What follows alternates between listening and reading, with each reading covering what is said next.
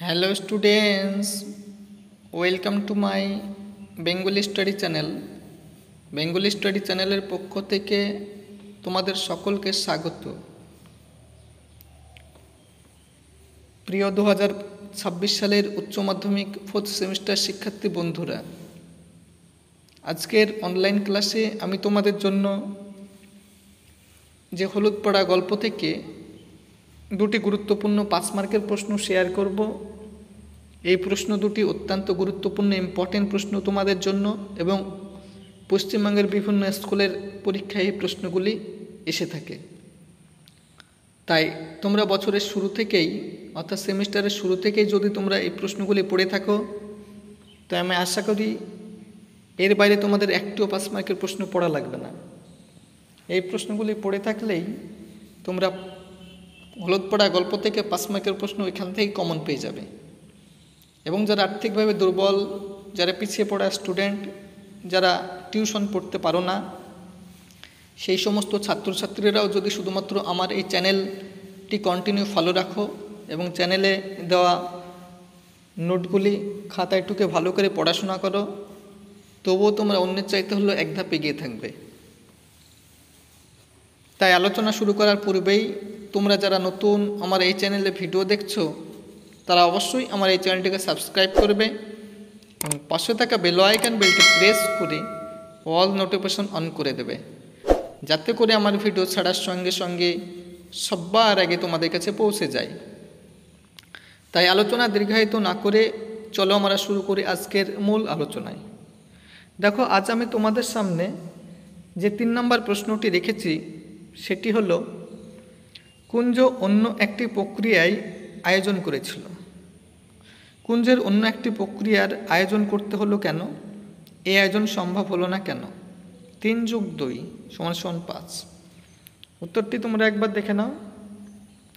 বাংলা সাহিত্যের বিশিষ্ট লেখক মানিক বন্দ্যোপাধ্যায় রচিত 10টি ছোট গল্পের সংকলন হলুদ পোড়া গল্পগ্রন্থের প্রথম গল্প হলুদ পোড়া আমাদের পাঠ্যরূপে গৃহীত হয়েছে। এবারে তোমরা প্যারা চেঞ্জ করে লিখবে অন্য প্রক্রিয়ার আয়োজনের কারণ, এটা পয়েন্ট দিয়ে লিখবে, জীবনের শেষ সীমানার উপরের ম্যাজিক দেখানোর ম্যাজিশিয়ান হলো কুঞ্জগুণিন। চক্রবর্তী বাড়ির বউকে অশরীরী আত্মায় ভর করেছে।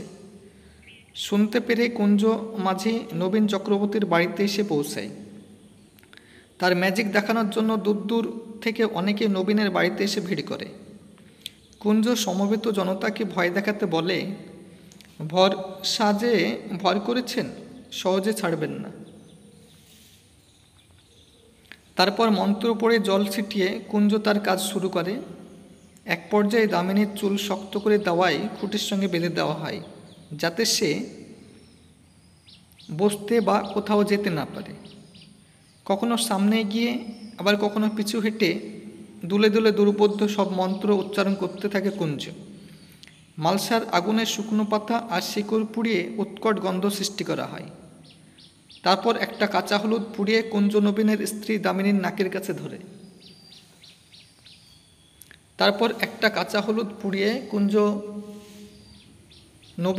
দামিনীর নাকের কাছে ধরে। দামিনী একবার বিস্ফোরিত নেত্রে বলে ওঠে, আমি শুভ্রা গো শুভ্রা, বলাই খুঁড়ো আমায় খুন করেছে। নানাভাবে ঘুরিয়ে ফিরিয়ে দামিনীকে অন্য প্রশ্ন করা হলেও দামিনীর মুখ দিয়ে অন্য কোনো জবাব পাওয়া না গেলে কুঞ্জগুণিন অন্য একটি প্রক্রিয়ার আয়োজন করতে বাধ্য হয়। এবারে তোমরা পয়েন্ট করবে আয়োজন সম্ভব না হওয়ার কারণ। কুঞ্জগুণিন অন্য একটি প্রক্রিয়ার আয়োজনের উদ্যোগ গ্রহণ করতে যাবে, ঠিক সেই সময় শাহপুরের কৈলাস ডাক্তার এসে উপস্থিত হন। ফলে কুঞ্জগুণিনের পক্ষে অন্য আয়োজন করা সম্ভবপর হয় না। কৈলাস ডাক্তার এসেই ষাঁড়ের মতন গর্জন করে সকলকে গালাগালি দিয়ে আগুনের মালসা লাথি মেরে ছুঁড়ে ফেলে দেন। কুঞ্জগুণিনকে উদ্দেশ্য করে তিনি বলেন, দাঁড়া হারামজাদা, তোকে ফাঁসি কাঠে কুলোচ্ছি। কৈলাস ডাক্তারের এই হুমকিতেই ভীত কুঞ্জি মাঝি তৎক্ষণাৎ সেই স্থান পরিত্যাগ করে। এবারে পরের 4 নম্বর প্রশ্নটি আলোচনা করার পূর্বেই তোমরা যারা নতুন আমার এই চ্যানেলে ভিডিও দেখছো, তারা অবশ্যই আমার এই চ্যানেলটিকে সাবস্ক্রাইব করবে লাইক করবে, কমেন্ট করবে এবং চ্যানেলটি শেয়ার করবে। কারণ আমার এই চ্যানেলটি যেহেতু নতুন, সেহেতু আমার এই চ্যানেলটি যাতে ভবিষ্যতের অনেক দূর প্রসারিত হয়, অগ্রসর হয় এবং চ্যানেলটি গ্রোথ হয় এবং চ্যানেলটি যাতে কন্টিনিউ তোমাদের সাপোর্ট এবং সহযোগিতা করতে পারে, সেই জন্য তোমাদের সাপোর্ট এবং সহযোগিতা আমি একান্তভাবে কামনা করি। তাই আলোচনা দীর্ঘায়িত না করে চলো আমরা ফিরে যাই আজকের মূল আলোচনায়। তো আজ যে 4 নম্বর প্রশ্নটি তোমাদের জন্য রেখেছি সেটি তোমরা একবার দেখে নাও। তারা প্রায় সকলেই বুড়ো ঘোষালের কথাই সায় দিল। বুড়ো ঘোষাল কে ছিল, তার কথার যে নানান রকম প্রতিক্রিয়া হয়েছিল নিজের ভাষায় লেখো। এটা 5 নম্বরের জন্য তোমাদের প্রশ্ন, উত্তরটি তোমরা দেখে নাও। মানিক বন্দ্যোপাধ্যায়ের হলুদ পোড়া গল্পের উল্লিখিত অংশে বুড়ো ঘোষাল বলতে গ্রামের বয়স্ক মানুষ পঙ্কজ ঘোষালকে বোঝানো হয়েছে। এবারে তোমরা প্যারাচেঞ্জ করে লিখবে।